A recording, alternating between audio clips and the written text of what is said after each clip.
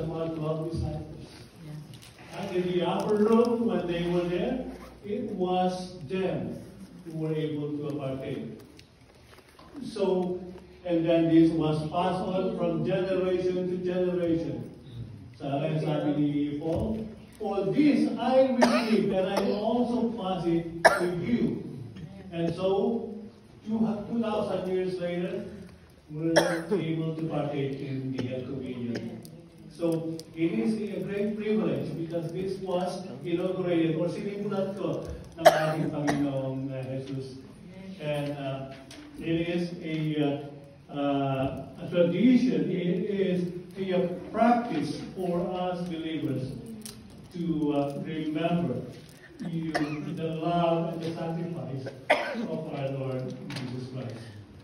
Amen. Okay, so does everyone have the elements? Does everyone have it?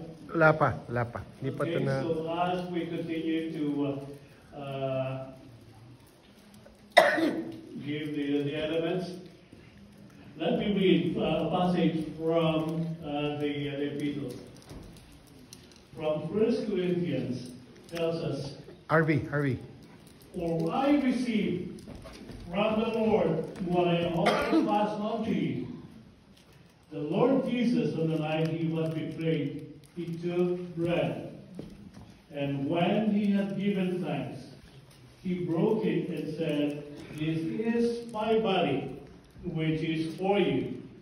Do this in remembrance of me. Let's partake all together.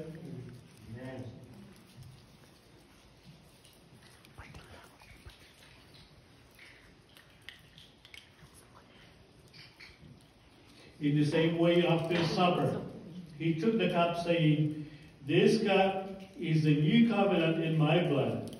Do this whenever you drink it, in remembrance of me. For whenever you eat this bread and drink this cup, you proclaim the Lord's death until he comes. Let's partake all together. Let us pray. Our Heavenly Father, we are so thankful for this communion. Thank you, God, that we're able to remember your love and sacrifice for us. Thank you for the bread that symbolizes your broken body. And thank you for the blood that was shed for each of us so that our sins would be forgiven. Thank you, God, that you have reminded us time and time again to be able to partake this with my brothers and with my sisters so that we can be united through you. Yes. Thank you, Lord, for your love. Thank you for the faith that was instilled in the hearts of my brothers and sisters. And Lord, our response to you is to continue to surrender our lives to you in faith. And this is our prayer in Jesus' name. Amen. Amen.